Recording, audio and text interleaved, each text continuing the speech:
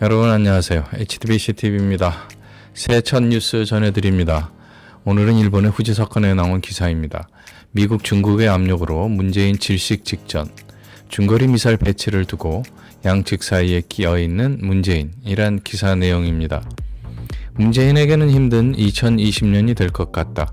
미국은 미군 주둔 비용 5배를 증액하라는 메시지를 던지고 그게 싫으면 그 대안으로 중거리 미사일의 한반도 배치를 요구했다는 사실이 알려졌습니다. 한편 중국은 시진핑과의 한중 정상회담의 조건으로 미국 중거리 미사일의 한반도 배치의 번복을 강요하고 있습니다. 한동안 등거리 외교로 한숨을 돌렸나 했지만 마침내 막다른 골목에 몰린 문재인, 저널리스트 스타 신이치로가 극비 정보와 함께 한반도 정세를 분석했습니다. 지금 청와대에서는 미국, 중국 두 강대국으로부터 강력한 압박을 받고 마치 질식 직전의 상황까지 몰리고 있다.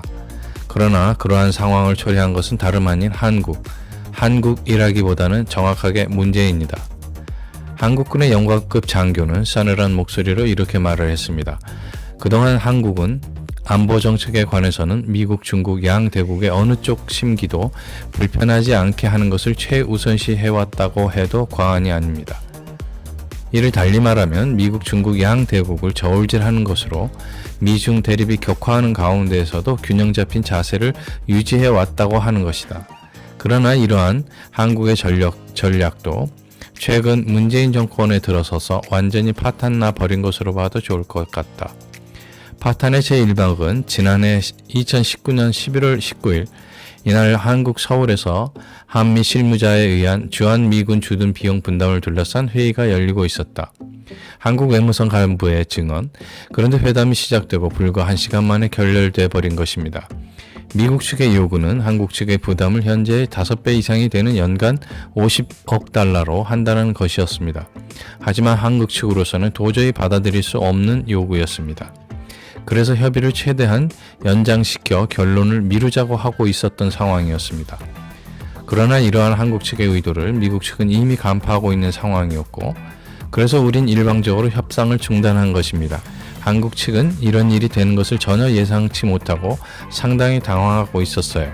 미국 정부 관계자의 말이었습니다. 이 글에서도 볼 수 있듯이 19일의 협상 결렬은 미국 측의 예정된 행동이었던 것 같습니다. 사실대로 말하면 우리 미국 측에 있어 주둔 비용의 증액 문제는 우선순위의 상위에 위치하는 테마가 아니었습니다.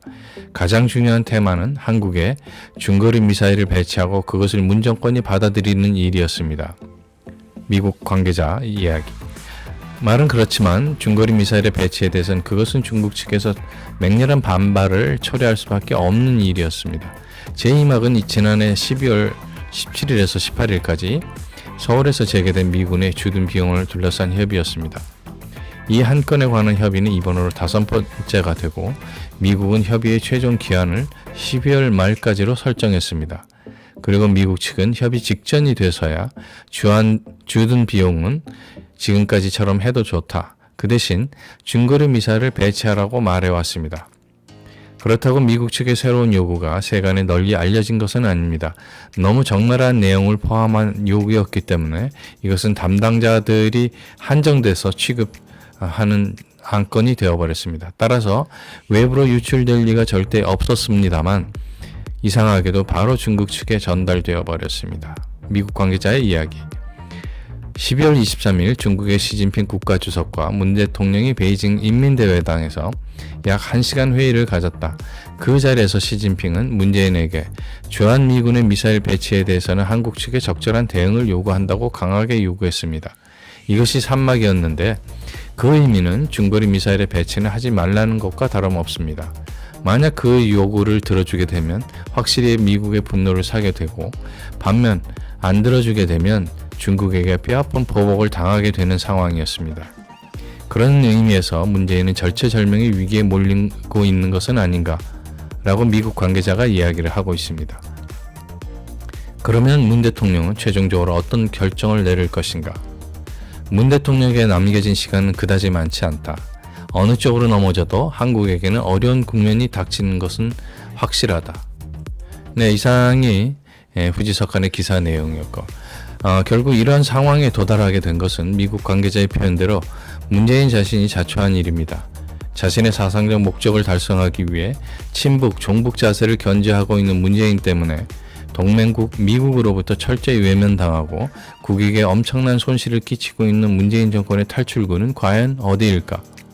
국내 정치는 무소불위의 권력을 휘두르고 경제는 파탄 지경이고 외교에서는 치욕과 엄청난 국익 손실을 끼치고 있는 문재인 정권의 목적은 과연 무엇인가? 이제 4월에 벌어지는 총선거에서 야당이 승리하지 못하면 자유대한민국은 마지막이 되지 않을까 염려스러운 2020년입니다. 예, 오늘의 뉴스 여기까지였습니다. 감사합니다. 좋아요와 구독 신청 그리고 알림 설정까지 부탁합니다.